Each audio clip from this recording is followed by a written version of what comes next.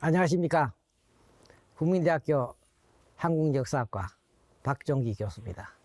오늘은 무신정변과 고려왕실의 부흥을 꿈꾼 의종이라는 제목으로 우리가 한번 고려왕조의 역사를 한번 살펴보기로 하겠습니다. 역사에서 가장 중요한 것은 역사 기록입니다.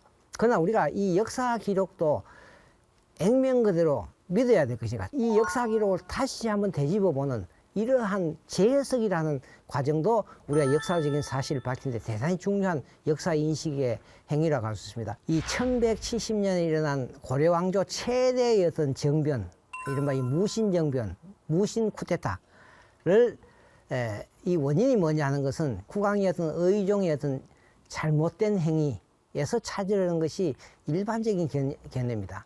오늘날 현대의 어떤 이 고려사 가운데서 가장 대표적인 개서서에도 보면 의종은 황관 무리와 놀러 다니는 일로 나를 보냈다. 정치를 돌보지 않았다. 국정은 어지럽고 기강은 땅에 떨어졌다. 무신을 혹사하고 천대했다.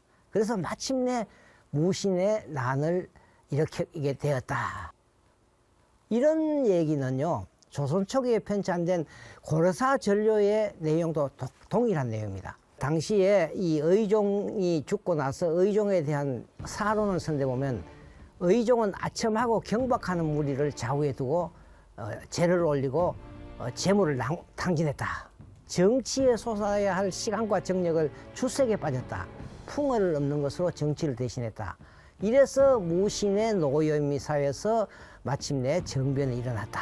이러한 얘기입니다. 조금 전에 읽어졌던 고려사 절요의 사로는 유성단이라는 아주 소장 학자가 쓴 글입니다. 이 사람이 실록을 편찬하는 데 참여해서 의종에 대한 사론을 이와 같이 의종의 잘못으로 돌려놓은 겁니다. 의종실록을 편찬하면서 의종을 객관적으로 평가할 처지가 아니었습니다. 과거에 합격한 지 불과 3, 4년이 지나지 않은 신진학자였죠. 권력자의 눈치를 보지 않을 수 없었을 것입니다. 저는 의종실록 편찬 자체가 상당히 왜곡된 측면이 있다는 것을 먼저 여러분에게 말씀드립니다. 의종실록 편찬자는 이 문격급이라는 문극겸이라는 이 문신입니다. 근데 이 사람이 편찬 책임자가 되면서부터 첫 마디가 뭐냐면 의종이 시해됐다. 국왕이 시해됐다는 것은 천하의 큰 제약이다. 이렇게 거침없이 얘기합니다. 이건 뭐냐면 의종을 죽인 무신들은 큰 제약을 지셨다는 그런 거나 마찬가지 얘기 아닙니까? 그러니까 그 얘기를 들은 어떤 사람이 고려의 최고 무신 권력기 중방에 의해서 고발해버립니다. 이 역사 편찬은 반드시 문신이 하게 되어 있습니다. 아주 학식이 높고 과거에 합격한 엘리트 관료들이 사관을 하는데 어쩔 수 없이 이 문격겸이가 물러나고 나서 누구를 내세웠냐면 무신 최세보라는 사람을 사관으로 임명하고, 이 실록을 편찬하기 시작한 고려 시대부터 조선 시대까지 무신이 이 편찬 책임자가 된 것은 있을 수가 없는 얘기예요. 이때 이른바 이 최세보를 의종실록 편찬조로 앉혔다는 얘기죠. 이 최세보라는 사람의 기록을 보면요, 조상도 알 수 없다.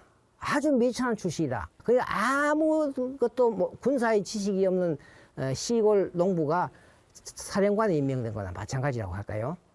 이런 점이 바로 의종실록 자체가 상당히 왜곡될 가능성이 크다.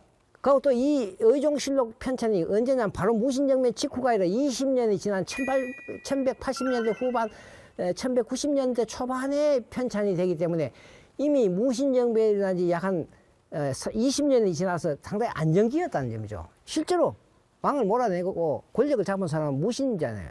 그런데 이 사람들은 그 무신정변의 책임을 자기들이 아니라 의종의 잘못된 정치에서 차지를 했던 겁니다. 아마도 틀림없이 의종을 죽였던 무신들에게 불리한 사실은 많이 생략될 것이고, 그런 과정에서 이 앞에 얘기했던 유성단의 의종평가도 상당히 온전할 리가 없다고 할 수 있겠죠. 의종실록을 토대로 해서 만들어진 고려사의 이 무신정권기 기록으로서는 우리가 무신정변에 대한 객관적인 이해를 하기는 상당히 어렵다.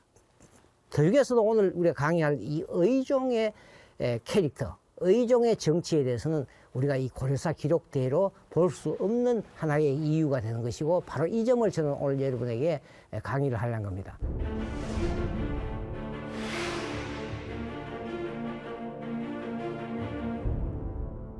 의종이 이제 맏아들이기 때문에 세자로 책봉이 됐지만 의종이 상당히 여린 성격입니다. 상당히 여리고 상당히 문학적인 소양은 상당히 있어요. 섬세한 성격이에요. 그렇기 때문에 이게 왕으로서 이 책임을 다하고 인종도 걱정을 했고, 특히 그 어머니 임씨는 둘째 아들을 왕위로 내세우려고 여러 번 시도합니다. 그런데도 의종이 왕이 되는 것은 역시 태자를 그를 가르쳤던 정선명이라는 사람, 또 정선명과 가장 절친했던 김무식이 문신을 대표하는 정치인이었고, 또 이 사람들은 장자가 왕위를 계승해야 된다는 이러한 주장을 폈고, 이것이 하나의 중요한 명분이 되기 때문에 어쩔 수 없이 의종이 인종과 그 모후가 반대했지만 의종은 왕위에 올라서게 된 거죠. 의종 결과적으로는 왕위에 올랐지만은 자기를 소위 왕으로 즉위시키는데 결정적인 공을 세웠던 김부식이나 정선명과 같은 유교 관료 집단의 요구를 외면할 수 없습니다. 그건 누구나 상상할 수 있는 얘기죠. 우연치 않게도 의종이 즉위하고 나서 한 5년이 지나고 난 다음에 김부식, 그리고 또 자신을 보필했던 정선명이가 죽게 됩니다. 그러면서부터 이제는 의종은 자기의 구상대로 정치를 합니다. 이 정치를 보면 의종이 결코 무능하지 않다는 것을 우리가 살펴볼 수 있습니다. 이 의종이 즉위할 무렵에는 묘청의 난을 진압했고 이자겸의 난을 진압했던 것이 문신관료식이거든요. 예를 들면 김부식은 최고 사령관으로서 묘청의 난을 진압했단 말이에요. 그러면서 절대적인 어떤 발언권을 갖고 있다. 그런 점에서 이 의종은 자기가 즉위하고 자기 정치를 하면서부터 고려왕실을 부흥해야 되겠다는 이런 생각, 숙종과 같은 생각입니다. 지난 시간에 얘기했던. 그러면서부터 김부식 사후의 첫 정책이 뭐냐면 1154년에 보면 서경의 중흥사, 중흥이란 고려왕실의 중흥을 얘기합니다. 중흥사라는 것을 창건합니다. 그리고 1158년에는 황해도 백주, 오늘날 황해도 배천입니다. 토산에 이 왕조, 이것이 왕조의 중흥의 땅이다. 이렇게 하면서부터 여기에다가 소위 중흥거리라는 궁궐을 창건합니다. 고려왕실의 이른바 역사를 적은 편년통록이 의종 때 편찬이 된 겁니다. 개성에 있는 해상 세력이 후진한 것은 바로 이 편년통록을 알 수 있는데, 이런 점에서 보면 이 의종은 고려왕실의 어떤 이 부흥, 그리고 또 고려왕실의 역사를 새롭게 정리하려는 이런 의지를 갖고 있었던 것이 바로 편년통록이 이때 편찬되었고, 의종은 이 편년통록을 고려 역사, 왕실의 역사로서 편입시켰다는 점이죠. 그 다음에 또한 중요한 것은 이같이 이 편년통록은 풍수지리 도참사상에 입각해서 왕권, 왕실의 신성함을 강조한 역사이기 때문에 이건 김부식의 삼국사기하고는 전혀 다른 성격이다. 무신정변이 일어나기 2년 전인 1168년, 그러니까 의종이 실가하기 2년 전에 서경의 행차에서 자신의 통치 철학을 담은 이른바 실령이라는 것을 교서를 반포합니다. 여기에 보면 의종은 음양사상, 풍수지리, 불교, 또한 이 선풍, 난가사상 이런 것을 통치 인형을 내어서고 있습니다. 이 실령을 우리가 잠시 한번 보면요, 서경은 만세에 쇠하지 않은 땅이다. 마치 태조가 훈요 10조에서 서경은 수덕이 흥한 땅이다. 이렇게 얘기하듯이 후대 군주가 이곳에서 새로운 교화를 펴면 나라의 풍속이 맑아지고 백성이 편한다. 태조 왕건도 훈요 10조에서 1년에 100일 이상 군주들이 서경에서 머물면서 정치를 펴라는 얘기하고 같은 거죠. 그래서 자기는 이 서경에 와서 낡은 것을 혁신하고 새로운 것을 바로 세워서 올바른 정치를 하겠다. 그러면서 바로 여기서 얘기합니다. 옛 태조 임금께서 남기신 훈요 10조의 정신을 되살려서 지금의 폐단을 바로잡겠다. 태조가 세웠던 고려의 건국 정신을 다시 부활하겠다는 이러한 강력한 의지를 보여주고 있습니다. 의정은 서경에서 반포한 신령은 단순히 그야말로 정사를 게을리했던 무신정변의 원인을 제공했던 문왕군주가 아니라는 것을 우리가 확인할 수 있습니다. 오히려 의종은 문신귀족 대신에 무신, 풍수지리, 도참술에 박은 술사, 그리고 황관을 척건으로 삼아서 고려왕실의 부흥과 왕권을 강화를 했다. 역시 이제 이런 점에서는 숙종하고 또 유사한 측면을 갖고 있습니다만, 역시 척건 정치를 지향했다는 것이 또 의종의 한계입니다. 이것이 이제 오히려 무신정변의 원인을 제공합니다.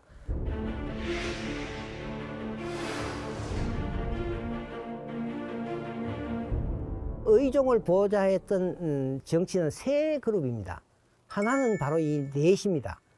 이 내시는 우리가 얘기하는 황관이 아닙니다. 고려시대 때는 과거에 합격한 중에 가장 우수한 사람을 국왕의 바로 척건으로 삼는 이 사람들이 바로 내시입니다. 조선시대에는 내시가 황관이지만은 이는 아주 신진기회의 어떤 관료 집단입니다. 그 다음에 황관 따로 있죠. 황관과 이 풍수지휘사 같은 술사, 그 다음에 친위군사입니다. 이 친위군사라는 것은 바로 의종의 호위군사입니다. 요사이 같으면 경호부대라고 할까. 정중부나 이런 사람들이 춥고 배고픈 군인이 아닙니다.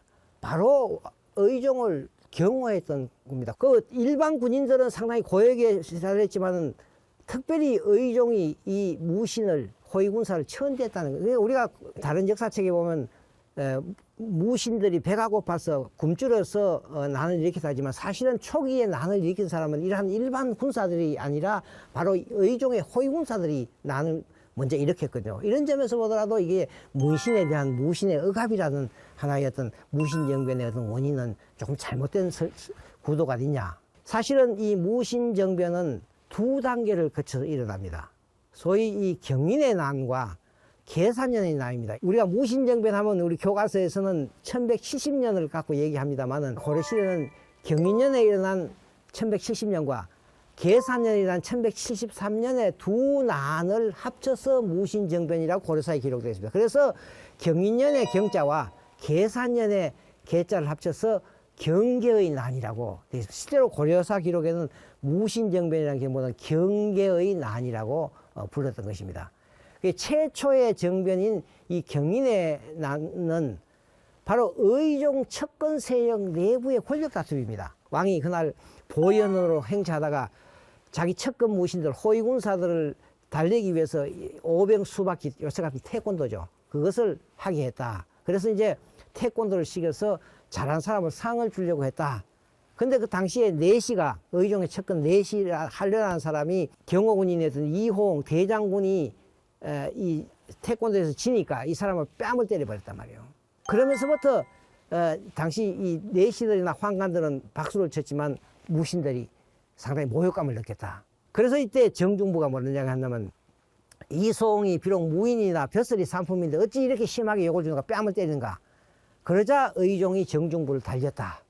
이런 거죠. 그러니까 결과적으로는 이 최초의 무신난이 일어나게 되는 것은 이 친위군사와 내시들 사이의 어떤 이 권력 다툼이라. 그게 사실은 이 최초 무신은 이 추위와 굶주림에 시달리던 일반 군인과는 관계없는 이 친위군사들, 의종의 총애를 받은 친위군사들, 그리고 또한 의종의 내시와 황관 집단 사이에서 이 모욕 사건이 발생하고 이것이 그날 마침내 정변으로 일어났던 것입니다. 그리고 그날 저녁에 이 왕이 보현에 왔을 때 이고 이방이 이 직결해서 이 내시들 임종식, 이복기, 할례 등을 죽였다. 그리고 당시에 많은 피해를 입었다. 그날 저녁 왕궁으로 화궁할 때까지만 해도 의종은 친위군사들의 호의를 받으면서 돌아왔죠. 그래서 일단 이 보현에 일어났던 이 내시들과 친위군사 사이에 이 사태는 일단락되는 적이 했습니다만, 그러다 개경에 있던 내시들이나 황관들이 그 소식을 듣고는 다시 반발하게 됩니다. 그러자 또 무신들은 의종이 이 개경에 있는 내시 황관과 다시 결탁한 것이 아닌가 이렇게 의심을 하면서 마침내 의종을 감금해서 그를 거제도로 유폐시킵니다. 그러면서 이 황관과 내시들도 개경에 있는 황관과 내시들도 무더기로 제거하게 됩니다. 그러고 나서 3년 후인 1173년에 아까도 얘기했던 편년통록을 편찬한 것을 의종에게 바친 김영부의 아들이었던 이 김보당이 이제는 이 무신들의 행태에 대해서 불만을 품고 의종 복위운동을 합니다. 이 의종 복위운동을 해서 거제도에 있던 의종을 모시고 경주로 올라옵니다. 이제는 이거는 무신 정권에 대한 완전한 어떤 이제 타도라는 것이 문신들에 의해서 무신 정권에 대해서 전면적인 어떤 반발이라는 것을 느끼고 나서 이때는 이제 이 무신 권력자들이 일반 군인을 동원해서 문신들을 대량으로 학살하게 되죠. 그리고 이때 이 의종을 직접 죽인 사람이 유명한 나중에 무신 권력자가 되는 이의민이라는 사람이죠. 이의민은 경주로 직접 들어가서 자기 고향입니다만 가서 의종을 직접 살해해버리는 엄청난 사건이 벌어진 거죠. 실질적으로 문신과 무신의 전면적인 대결이 일어난 것은 이 1173년에 난이다. 이런 점에서 보면 의종의 어떤 개인적인 캐릭터하고 이 무신정변하고 직접적으로 연결시키기는 조금 어려운 점이 있지 않느냐. 결과적으로 지배층들이 고려사회가 안고 있는 이러한 모순을 제대로 정치적인 대립과 갈등을 제대로 수습하지 못한 것이 무신정변의 큰 원인을 제공했다. 이런 점에서 보면 이 무신정변의 원인을 전적으로 의종의 잘못으로 돌리는 이 고려사 기록은 우리가 다시 한번 재고해 볼 수 있다. 우리의 역사의 묘미란 것은 바로 이러한 어떤 역사 사료를 다시 뒤집어서 해석함으로써 새로운 어떤 역사적인 사실을 얻을 수 있다는 것. 이것이 또 한 우리가 역사를 공부하는 좋은 교훈이 될 수 있다. 이렇게 말씀을 드릴 수 있습니다. 오늘은 여기에서 마치겠습니다. 감사합니다.